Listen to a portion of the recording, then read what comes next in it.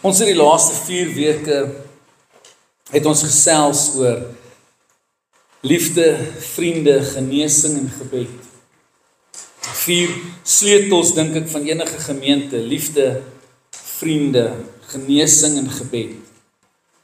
En ek dink dis 4 sleutels wat enige gemeente wil deel hê van sy bediening, en nie soos wat, wil amper sê, nie soos wat ons soms net geleer is om dit te doen nie, maar direk uit die hand van Jesus uit. Kan jy dink as jy in 'n gemeente is waar daar elke week liefde in oorvloed is, vriende in oorvloed, genesing in oorvloed, gebed in oorvloed is. Elke week. Kan jy dink hoe anders sal jou huis lyk as dit elke dag deel van jou huis is? Kom ons maak dit makliker. Dink net hoe goed sal dit by die werk gaan as dit almal altyd so by die werk is. Ja. Maar vandag eindig ons hierdie reeks met Jesus. Ek wil amper sê punt nommer 5 is Jesus. En alles begin by God, en die middelpunt van ons lewe is Jesus. En sonder hom sal jy in elk geval nie van daai 4 kan doen nie. Want sê dit gaan fake wees.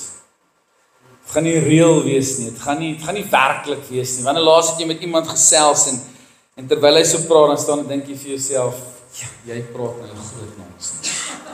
Ek ken jou baie goed, asseblief. Sê jy? Ek so bly dit gebeur nie in Koster nie. Ek het laasweek vir iemand gestaan en kyk, en toe dink ek wonder wat dink hierdie ou nou van my, en ek weet wat ek van hom dink. En toe hy klaar vir my gesê het wat hy wou sê, toe sê ek vir my, okay, nou kan jy vir my die waarheid vertel, want jy ken my en ek ken jou. Toe sê ek het geweet jy gaan dit sê.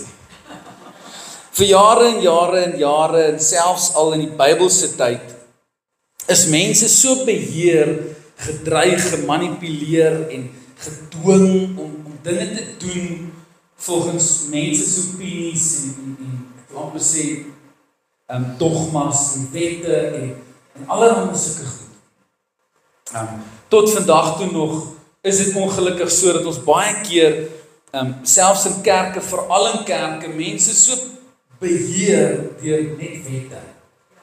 En ons almal weet, God het gekom en hy het vir Moses die 10 gebooie gegee. Die eerste keer het hy dit self geskryf, toe gooi hy dit stuk in toe hom vererg het, soos dat ons baie keer ons geloof so bietjie in kan sit.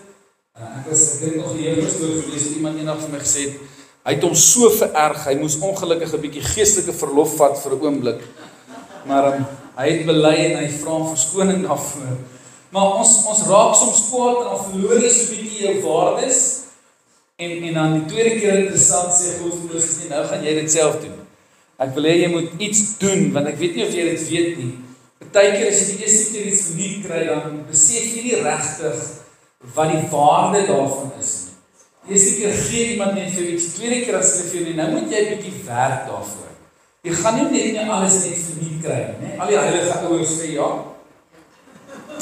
Julle het dit met julle kinders almal gedoen.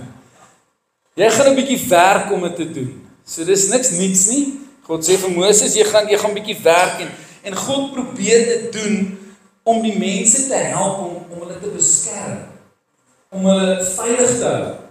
Hy gee vir hulle die wette om vir hulle te sê, ouens, hier's 'n paar riglyne.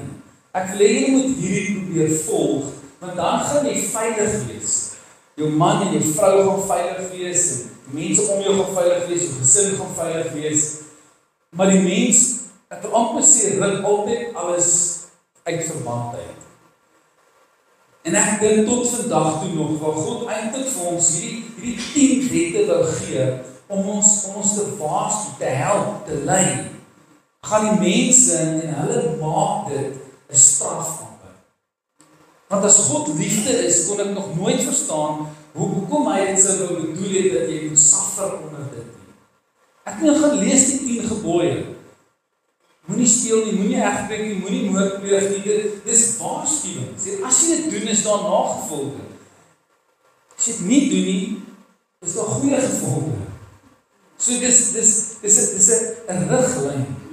Maar die mens gaan soos meeste ander dinge en hy ruk dit uit verband uit en hy plaas net die las bo op mense. Nou ek het groot geword in die kerk en daar's 'n skrifgedeelte wat ek vir die eerste keer in my hele lewe so 3 maande terug reg verstaan het. En ek het al soveel preke daaroor gehoor. Soveel. Daai gedeelte kom uit 2 Korintiërs 3 uit. En al die preke wat ek gehoor het, lees hulle net die heel laaste vers van 2 Korintiërs 3 wat vers 18 is. En hy sê die volgende in die ou vertaling. Hy sê: En terwyl ons almal met onbedekte gesig, soos in 'n spieël, die heerlikheid van die Here aanskou, word ons van gedaante verander na dieselfde beeld, van heerlikheid tot heerlikheid, as deur die Here wat die Gees is. En elke preek wat ek gehoor het, het gesê, ons moet groei. Die Bybel sê jy moet groei van heerlikheid tot heerlikheid. In ander woorde, jy moet geestelik meer word. Jy moet sterker word. Jy moet meer leer. Jy moet seker maak jy leer meer. Is daar nog iemand wat dit so al gehoor het? 1 persoon. 2, 3, 4. Hulle gebruik daai gedeelte om mense aan te moedig om meer te leer van die Here. Wat is speel nou waar? Van nou daar. Almal van ons is geleer, dis jy moet meer leer van God, dan gaan jy, ek weet nie, dan gaan hy kan nie vir jou meer diep wees nie. So, en ek gaan sit so ruk terug en ek lees daai hele hoofstuk en ek besef skielik, dis eintlik glad nie wat daai ding sê. Hoe genoeg? Is dit verkeerd daarmee om meer kennis op te bou in die Bybel nie? Dis reg. Ek dink ons almal kan doen met meer kennis van die Bybel. Maar dis glad nie wat daai gedeelte beteken nie, dat leer en snap wat daai gedeelte beteken. Daar het iets so 4-5 weke terug met my gebeur. Baie van my vriende naby my het nou vir my gesê met die preke en alles saam. Nou hier is die geheim, daai gedeelte het gebeur. So ek wil daai geheim vandag met julle deel. Dit wat God vir julle wil sê. En ek wil vir ons lees. Wees geduldig met my. 2 Korintiërs hoofstuk 3. Laat hy net oopmaak hierso in die ou vertaling. Nou wil ek hê jy moet baie mooi luister. Met dit in gedagte dat jy altyd geleer is, jy moet meer leer. Jy moet van heerlikheid tot heerlikheid. Jy moet groei in heerlikheid, wat ons geleer is baie keer. Hy kom in 2 Korintiërs hoofstuk 3 vers 1 en hy sê: Begin ons weer om onsself aan te beveel? Hy sê, is ons nou weer besig om onsself hierso aan te beveel.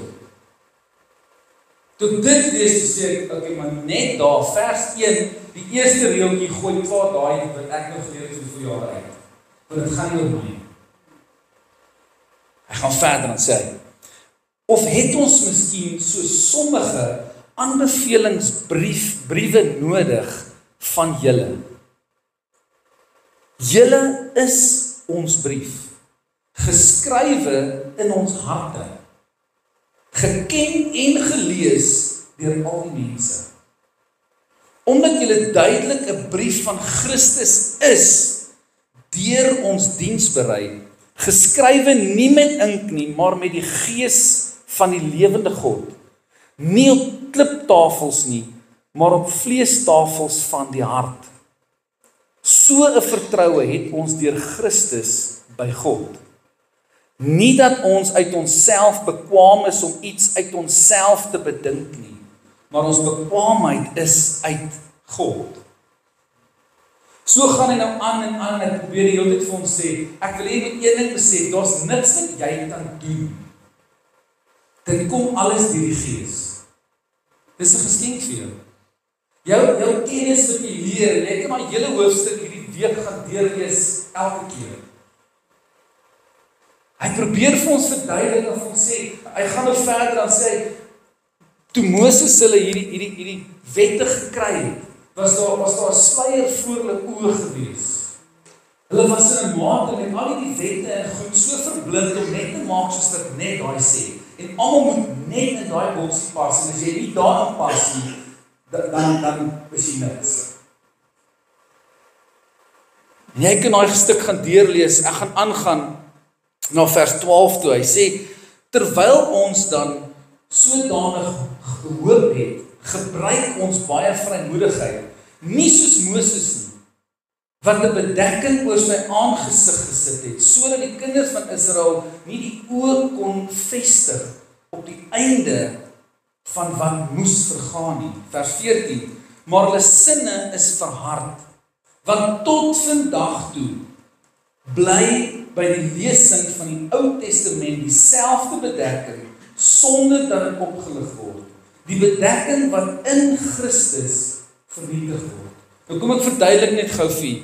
Daar's nou 'n klomp ander vertalings wat jy kan gaan lees. Wat hy vir ons probeer sê is, hierdie hele hoofstuk wat hy eindig by vers 18 sê, daai van heerlikheid tot heerlikheid.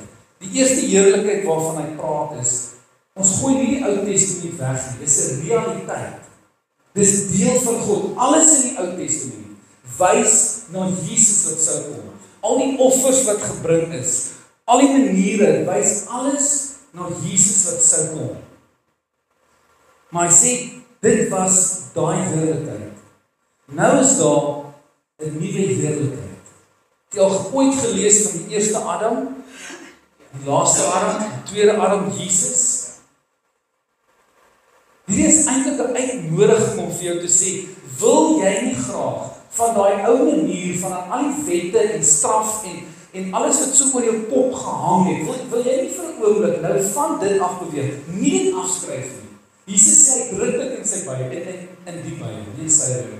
In die Bybel, hy het nie gekom om die wet te vernietig nie, hy het gekom om dit te volbring. So Jesus sê, wil jy nie van daai heerlikheid waar jy in hierdie wettige omstandighede altyd gedwing was in 'n rigting, oorgaan tot die volgende heerlikheid wat Jesus Christus is. Met ander woorde, hou op vashou aan al die wet wat jou dwing om alles te doen. Hou op fokus en toelaat dat mense vir jou sê hoe jy die Here moet doen, wanneer jy die Here moet doen.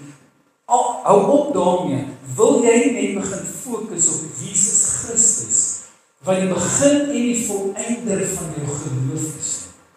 Wil jy nie van een heerlikheid tot 'n volgende heerlikheid, die volmaakte heerlikheid groei nie? Moenie daai weggooi nie. Dit was 'n leerproses. Jy was van graad R vandag se tyd tot matriek op skool. Maar ek kan jou waarborg, as jy na 10 jaar jou nog soos 'n graad R kindjie gedra, gaan jou baas vir jou sê, my maatjie, wil jy nie maar jou goedjies pak, en dan vat jy jou goedjies en dan gaan soek jy vir jou iewers anders uit plekkie. Vir een of ander rede dink ons dat dit soms oukei is dat mense jou beheer.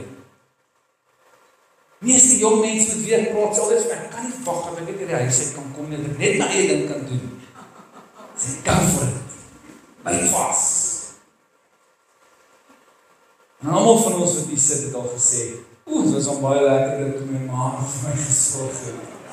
Sy my nog in die oggend met koffie wakker gemaak het. Hy vra vir ons nie om net nog meer voor te gee. Hy kom leer ons dat daar's veel groter dinge. Hy kom op 'n stadium, dan sê hy, vers 17, die Here is die Gees, en waar die Gees van die Here is, daar's vryheid. Met ander woorde, God wil nie, Jesus wil nie hê, dat jy jou hele lewe lang met 'n straf deur die lewe moet gaan nie. As dit nie vir jou, ek wil amper sê, lekker is, om kerk toe te wil gaan, is daar 'n probleem. En dan praat ek van kinderkerk of regtig. Dan moet tog iets in jou gebeur dat jy op 'n stadium sê, ek mis dit nogal. As dit nie vir jou lekker is om huis toe te gaan, jy weet ons almal presies hoe dit voel. En Jesus kom en sê, ek wil hê, dan moet iets in jou verander. Ek wil hê jy moet groei van heerlikheid tot heerlikheid na die gestalte, die afdruk van Jesus Christus. Nou wil ek vir julle verduidelik. Hoe doen ons dit? Wat moet in jou gebeur? Want almal van ons wat omtrent hier kom uit, wel almal die meeste uit verskillende dorpe en kerke, en elke kerk het sy eie moet en moenie en mag nie en wanneer jy wat moet doen en wie en daar. En ek het nog altyd vir myself gevra, waar kom Jesus in dit alles in? Waar was Jesus dan in daai hele program van hulle in daai moet dit en moenie dit nie, en waar was Jesus in? Julle sal onthou, ons het so paar weke terug gesels oor die man wat by Jesus gekom het, toe hy vir hom gesê het, wat moet ek doen? Toe sê hy, ek het die 10 gebooie, toe sê hy, nee, dit kan ek alles doen, dis nie 'n probleem nie. Toe sê hy vir hom, okay, jy moet die Here jou God lief hê, jou hele hart, jou hele siel, van jou naaste soos jouself. Probeer daai. So van 10 gaan hy na 2 toe, en hy kom weer terug na Jesus toe. Hoeveel van die dinge wat jy doen in jou verhouding met die Here, voel jy gedwing om te doen? Net 'n oomblik aan te dink. Ek het in die week seker vir 'n halfuur lank met iemand, ek wil dit sommer doen gestry, omdat hy vir my sê, maar jy moet Bybel lees. Ek sê, jy moet nie. Jy moet regtig nie. As dit nie vir jou 'n begeerte is om meer van God te leer nie, gaan dit jou in elk geval niks help. Al die voorgeskrewe boeke wat jy gedwing was om te lees op skool, hoeveel van hulle onthou jy presies woord vir woord? Nee, man. Dit gaan nie oor moet nie. Dit gaan oor ek wil. En Jesus kom mooi jou uit en sê, wil jy nie van heerlikheid tot heerlikheid? Wil jy nie van, ek wil amper sê, van al die moeds wat jy nou deur is, groei na ek wil. Ek wil verander word. Die 83 vertaling van 2 Korintiërs 3 vers 18 sê, ons almal weerspieël die heerlikheid van die Here, want die sluier is van ons gesig af weggeneem. Ons word al meer verander om na die beeld van Christus gelyk te word. Die heerlikheid wat ons nou uitstraal, neem steeds toe. Dit doen die Here wat die Gees is. Hoor wat sê die boodskap vertaling? Hy sê, die Here is Gees. Hy is 'n lewende werklikheid en nie maar net iemand wie se naam in 'n wetboek geskryf staan nie. Oral waar die Gees van die Here aan die werk is, word mense regtig vrygemaak. Almal wat glo is nou vry. Ons kan die Here se heerlikheid weerkaats sonder dat daar sluiers oor ons gesig staan. En hoor hoe mooi sê hy nou, hoe meer ons die Here se grootheid raak sien, hoe meer word ons lewens verander om sy ongelooflike heerlikheid te weerkaats. Dis natuurlik die Here self. Hy wat Gees is, wat ons verander om al hoe meer en meer soos hy te lyk. Om 'n Christen te wees. Die woord Christen beteken letterlik klein gesalfde.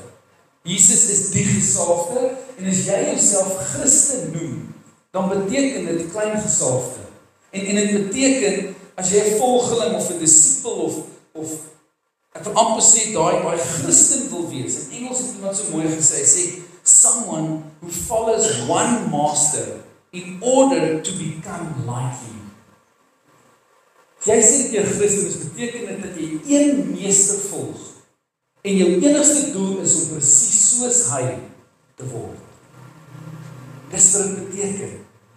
Jesus roep sy disippels en hy sê vir hulle, volg my. Met ander woorde, kyk net vir my, doen alles wat ek doen, doen dit net so. Jy vergeet van jou eie opinie, jy vergeet van alles, jy volg my. As ek soos gaan links, dan gaan ons links. As ek soos gaan rechts, dan gaan ons rechts. As ek sê ons gaan vorentoe en ons loop op die water, dan gaan ons vorentoe en ons loop op die water. Want iewers in ons Christenskap het ons daai gesag wat Jesus binne jou kom plaas het ons verloor. Ons het dit regtig kom verloor. Ons het onsself weer toegelaat om gebind te word met allerlei wette en reëls.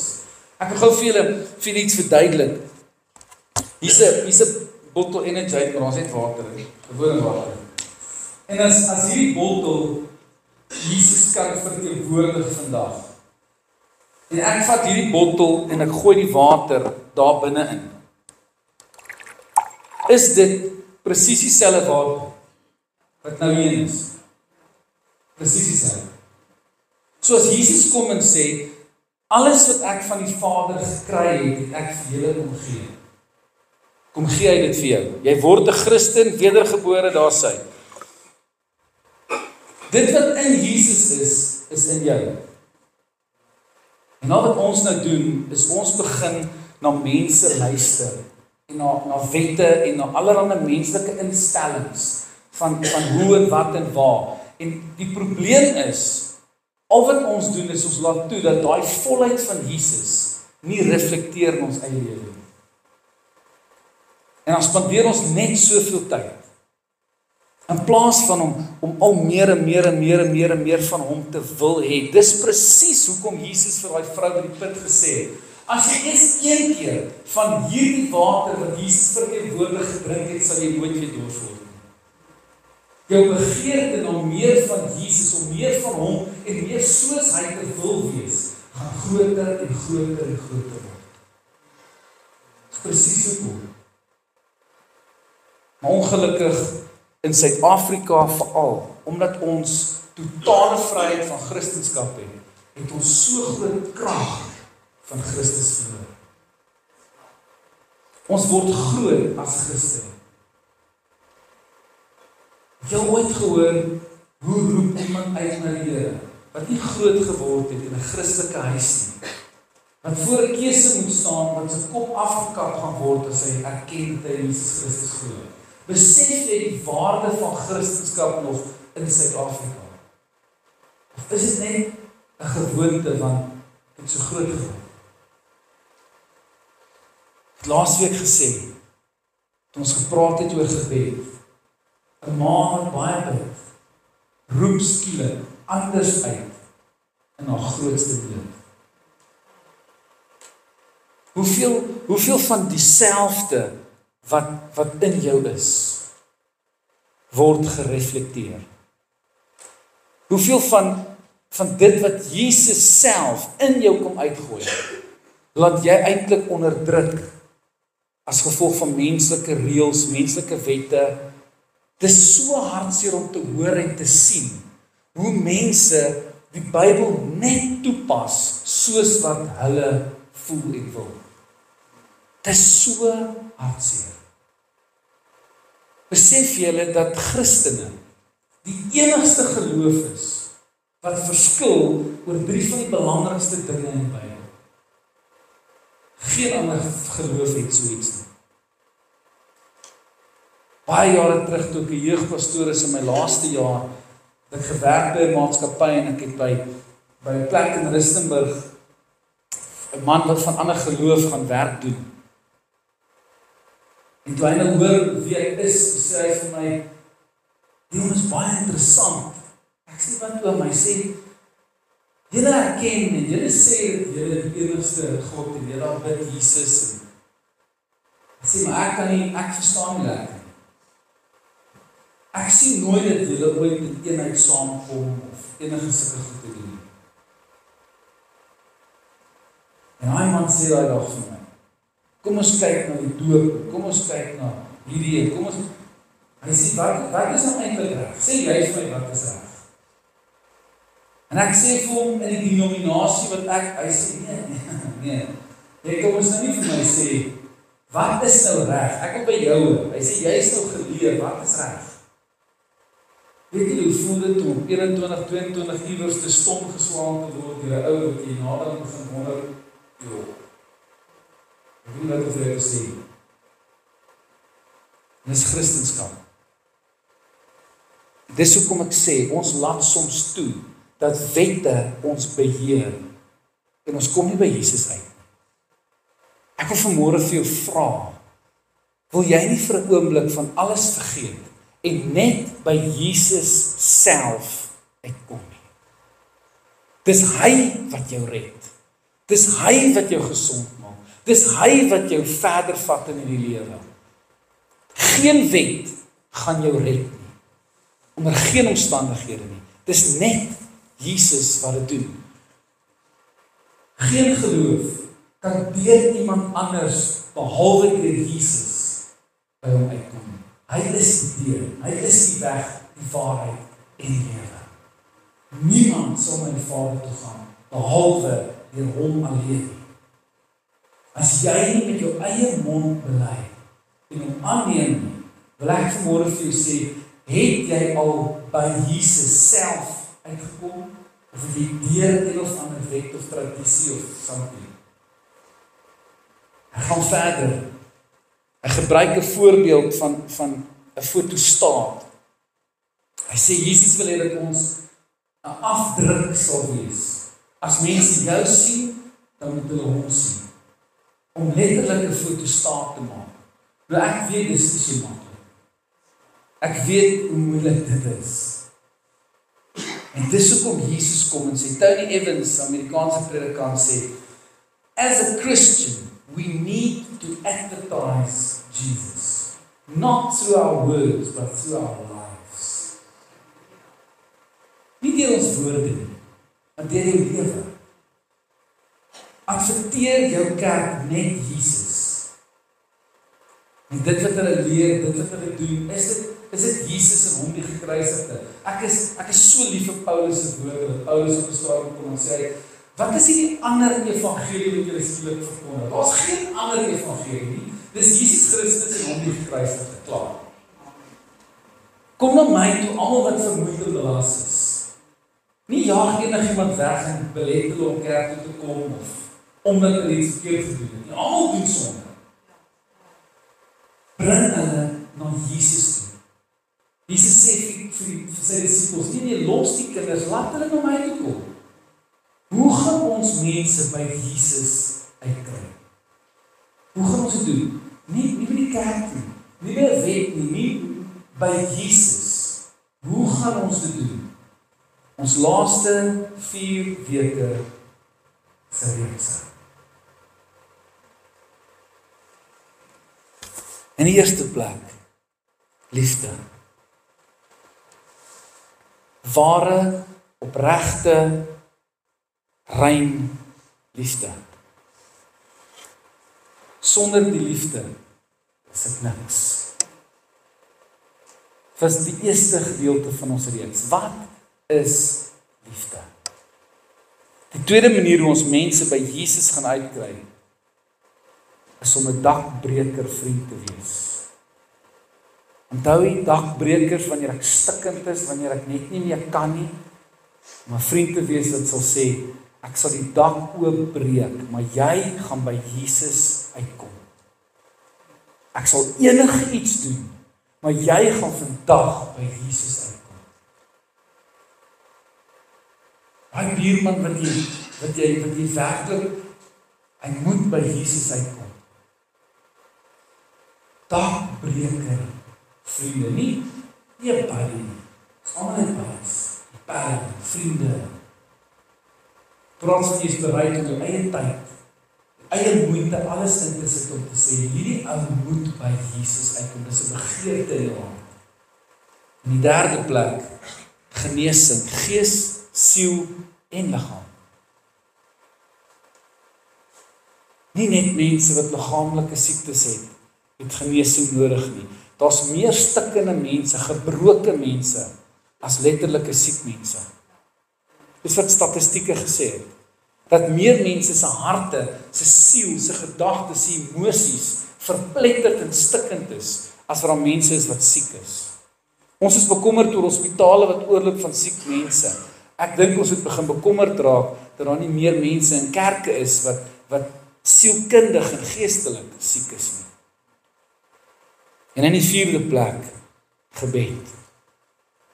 Om meer te bid is ooit van tevore. Al die verskillende maniere wat gebed is, maar veral my gunsteling om net uit jou hart uit te kan bid. So ek wil jou vandag vra, 2 Korintiërs 3 vers 18 sê, om verander te word van heerlikheid tot heerlikheid, na die beeld van Jesus Christus. Die eerste uitdaging is, jy gaan vir jouself moet vra, het Jesus, net Jesus, die meeste invloed in jou lewe? Of is daar klomp ander wette en reëls en snaakse goed? Kan jy werklik sê dat jy self al by Jesus self uitgekom het? Die redder, die verlosser, ons saligmaker, ons leidsman, dat jy self by my gekom het. En tweedens, kan jy toelaat om te groei na die heerlikheid van Jesus toe? Om mense lief te hê, om 'n dagbreker vriend te wees, om mense te help om gesond te word wat stikkend is, en om meer te bid as ooit van tevore. Groei van heerlikheid tot Jesus se heerlikheid. Kom ons sê dit so.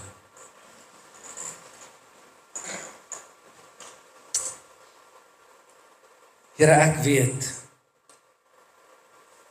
vir jare en jare en jare, baie jare van my lewe, het ek die beste Dion probeer wees. Ek wil amper sê, 'n voorgee Dion probeer wees. As ek by die kerk was, het ek presies gelyk soos wat 'n kerkmens moet lyk. Ek het gepraat soos 'n kerkmens moet praat. Ek het mense geoordeel soos wat ons baie keer doen. Ek het neergekyk op mense want hulle lyk nie soos ek nie, hulle is nie so goed soos ek nie. Here, ek het net soos daai 2 mans in die tempel gestaan waar die een gesê het, dankie tog, Here, ek is nie soos daai een nie. Maar dankie dat U my laat besef het. Dis nie Jesus heerlikheid nie. Dis inteendeel niks van Jesus nie. Dit help nie dat ek al die wette van die kerk nakom wat deur mense ingestel is, maar ek het nie die liefde nie, ek het nie Jesus nie. Want sonder Jesus het ek niks. Sonder Jesus is ek niks.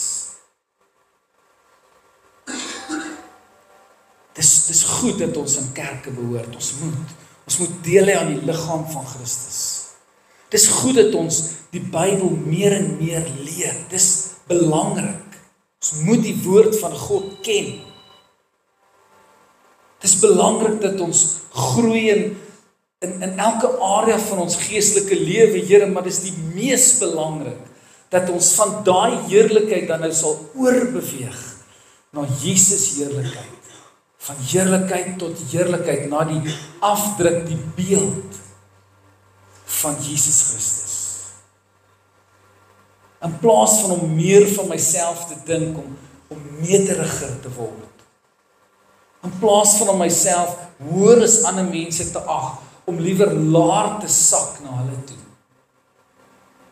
In plaas van om toe te laat dat ek dink ek weet meer as jy en ek is iets meer as jy, omdat ek meer kennis as jy het. Kennis beteken niks as Jesus nie daar is nie. Die woord sê tog, die wet alleen maak dood, maar is die Gees wat lewend maak. Dit is so belangrik om die woord van God te ken. Maar Here, ons het nodig dat die Jesus heerlikheid dit sal lewend maak in ons. Ek wil uit my hart uit kom bid vandag vir hierdie gemeente, Here. Ek wil kom bid. Elkeen wat in hierdie gemeente is, sal eerlik wees met homself as ek by Jesus kom. Ek wil vanmôre kom bid, Here, dat menslike instellings nooit maar nooit bo Jesus sal wees. Ek wil bid, Here, dat U ons sal help om mense na Jesus toe te vat. In liefde. 'n vriend te wees. En te begeerte om 'n dagbreker te word. Om hulle te help om gesond te word. meer vir hulle te bid wat Jesus nodig het. As ons kan lief hê soos Jesus, verander ons opinies. As ons 'n vriend kan wees vir hulle wat Jesus nodig het, verander ons uitkyk. As ons hulle help om gesond te word, het ons skielik medelee met hulle. En as ons meer vir hulle bid, begin ons meer van ons eie sonde en tekortkominge ook agterkom. Here, maak ons gebeur gemeente en Jesus heerlikheid gemeente. Wanneer mense hier instap, dat hulle sal sê, ek ervaar Jesus. Ons leidsel en ons verlossing. Ons gee aan al die eer. Verander ons mens te mens na die heerlikheid van Jesus Christus. Amen. Amen. Yes.